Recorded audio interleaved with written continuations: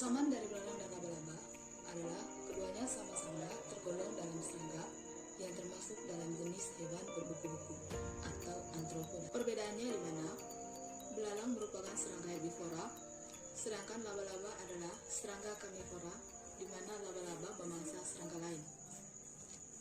Belalang memiliki 3 pasang kaki dan memiliki antena, serta mempunyai sayap, sedangkan laba-laba memiliki 4 pasang kaki dan tidak memiliki antena, serta tidak memiliki sayap. Mata belalang terdapat 2 mata majemuk dan 3 mata tunggal, sedangkan pada laba-laba memiliki 8 mata yang semuanya adalah mata tunggal. Bagian tubuh belalang terdiri dari 3 bagian, yaitu kepala atau caput, toraks atau dada, dan perut atau abdomen. Sedangkan laba-laba hanya memiliki 2 bagian tubuh, yaitu cephalothorax atau prosoma, yang sebetulnya merupakan gabungan dari kepala dan dada, dan memiliki abdomen atau perut atau opistosoma.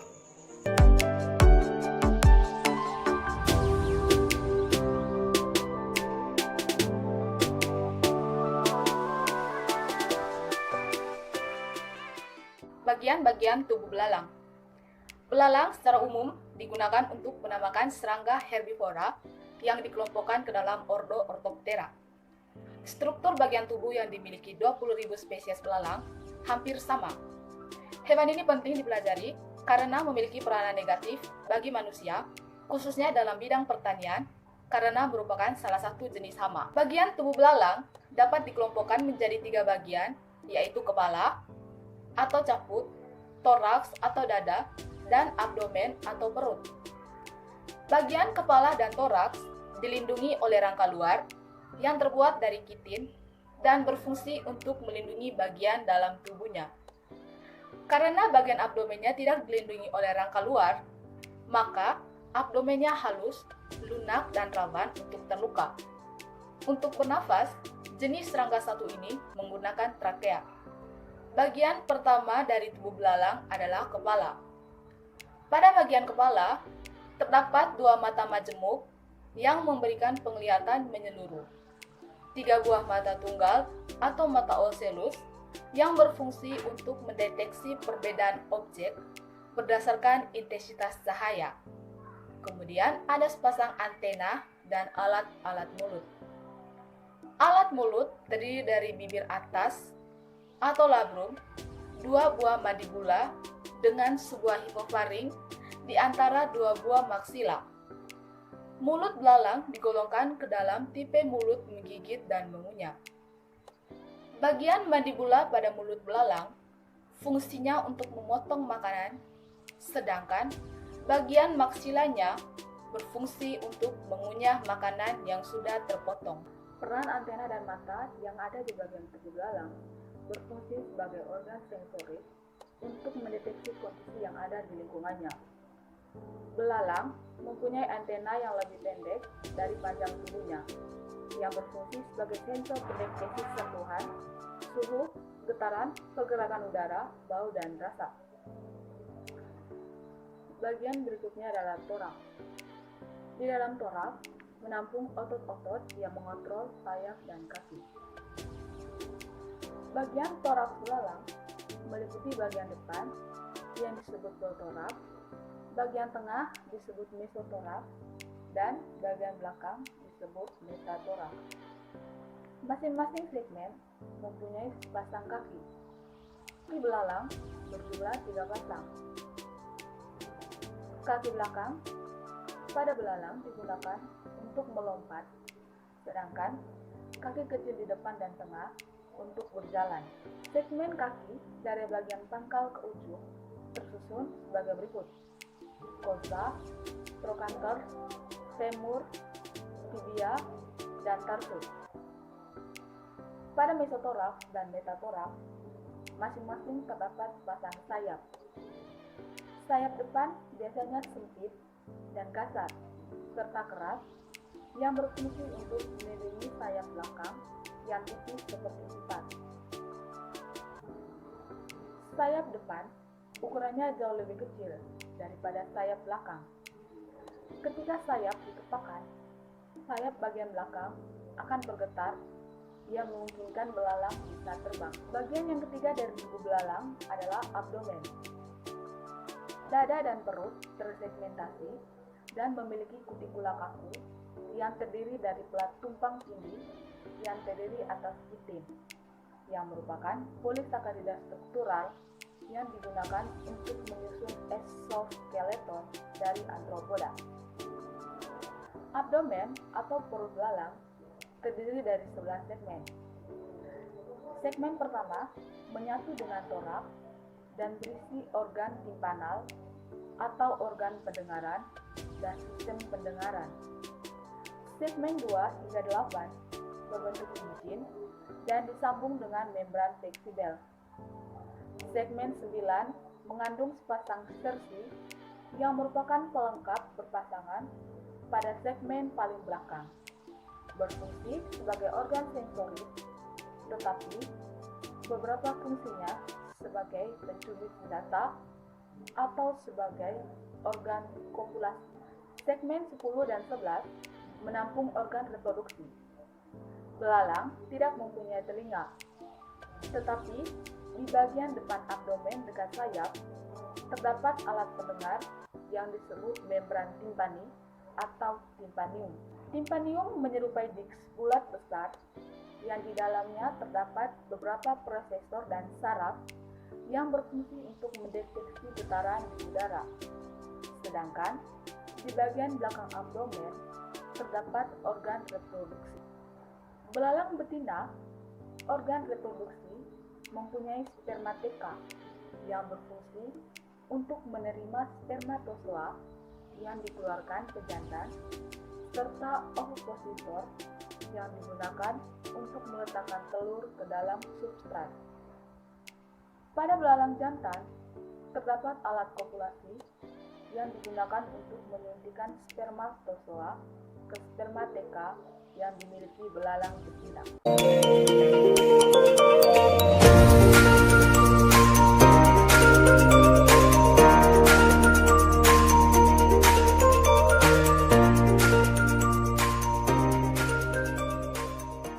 Bagian berikutnya adalah bagian tubuh laba-laba. Laba-laba adalah sejenis hewan berbuku-buku atau arthropoda dengan 2 segmen tubuh, 4 pasang kaki, tak bersayap, dan tak memiliki mulut pengunyah. Laba-laba merupakan hewan pemangsa atau karnivora, bahkan kadang-kadang kanibal. Mangsa utamanya adalah serangga. Tak seperti serangga yang lain, laba-laba memiliki 2 segmen tubuh. Segmen bagian depan disebut cephalothorax atau prosoma, yang sebetulnya merupakan gabungan dari kepala dan dada. Sedangkan segmen bagian belakang disebut abdomen atau perut atau opisthosoma. Antara cephalothorax dan abdomen terdapat penghubung tipis yang dinamai pedicle atau pedicellus. Laba-laba memiliki 8 kaki bersedi, tidak bersayap, tidak berantena. Adanya seri-serai atau sisa yang biasanya disebut sebagai rahang. Seri-serai dapat berbentuk taring yang diartikulasikan atau mirip dengan penjepit. Beberapa seri-serai seperti yang ditemukan di hampir semua laba-laba berlubang dan mengandung kelenjar racun yang digunakan untuk menyuntikkan racun pada mangsa. Kemudian ada pedipalps yang merupakan pasangan pelengkap kedua dari seri-serai. Bagian tubuh laba-laba yang pertama adalah cephalothorax atau prosoma. Cephalothorax disebut juga prosoma, terdiri dari 2 permukaan primer, yaitu karapas punggung dan sternum ventral. Sebagian besar pelengkap eksternar pada laba-laba melekat pada cephalothorax, termasuk mata, seri-serai dan mulut, pedipalpa, dan kaki lainnya. Pada cephalothorax terdapat mulut. Seperti arachnida lainnya, laba-laba tidak mengunyah makanannya, sehingga mereka memiliki bagian mulut yang berbentuk seperti sedotan pendek yang digunakan untuk menyedot cairan dari mangsanya. Namun, Mereka dapat memangsa sutra mereka sendiri untuk mendaur ulang protein yang dibutuhkan dalam produksi jaring laba-laba baru. Terdapat sepasang rahang bertaring besar yang disebut chelicera. Terdapat pula sepasang atau beberapa alat bantu mulut serupa tangan yang disebut pedipalpus. Pada cephalothoraks terdapat kaki. Kaki laba-laba biasanya memiliki 8 kaki. Mereka tidak memiliki antena. Sepasang pelengkap di depan kaki adalah pedipalps yang berfungsi sebagai alat intraperaba dan untuk memegang mangsanya. Kaki laba-laba terdiri dari 7 segmen, mulai dari ujung tubuh yaitu kosa, trochanter, femur, patella, tibia, metatarsus, dan tarsus. Karena mereka tidak memiliki antena, laba-laba menggunakan setae yang terspesialisasi dan sensitif di kakinya untuk menangkap bau, suara, getaran, dan aliran udara. Laba-laba biasanya memiliki 8 mata, masing-masing dengan lensa tunggal, bukan mata majemuk seperti pada serangga lain. Mata utama laba-laba yang terletak di depan berguna untuk memfokuskan penglihatan pada mangsa dan mengumpulkan detail mengenai sekitarnya. Selain itu, mata utama laba-laba juga memiliki otot yang bisa menggerakkan retina untuk mengetahui atau melacak gambar.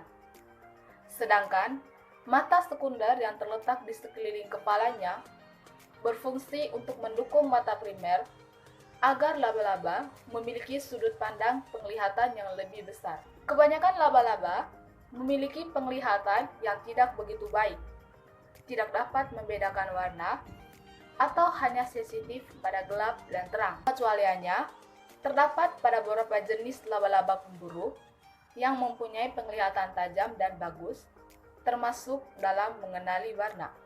Bagian yang kedua dari laba-laba adalah abdomen atau perut, atau yang biasa disebut opistosoma. Pada bagian abdomen laba-laba terdiri dari mesosoma dan metasoma. Perut laba-laba tidak memiliki pelengkap kecuali 1-4 pasang yang dimodifikasi dari organ teleskop bergerak yang disebut pemintal yang menghasilkan sutra yang terdapat pada bagian posterior abdomen yang disebut spinneret. Spinneret merupakan organ berbentuk kerucut dan dapat berputar bebas. Dalam spinneret terdapat banyak spigot yang merupakan lubang pengeluaran kelenjar benang halus atau kelenjar benang abdomen. Kelenjar benang halus mensekresikan cairan yang mengandung protein elastik. Protein elastik tersebut akan mengeras di udara, membentuk benang halus yang digunakan untuk menjebak mangsa. Di sisi perut, ada 2 lempengan yang mengeras menutupi paru-paru buku.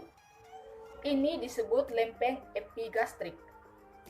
Lipatan yang dikenal sebagai alur epigastrik memisahkan wilayah paru-paru buku dan epigina dari bagian perut yang lebih posterior. Di tengah alur ini adalah bukaan saluran telur pada betina dan di kedua ujungnya terdapat celah paru. Pada abdomen laba-laba juga dijadikan sebagai saluran reproduksi bagi laba-laba itu sendiri.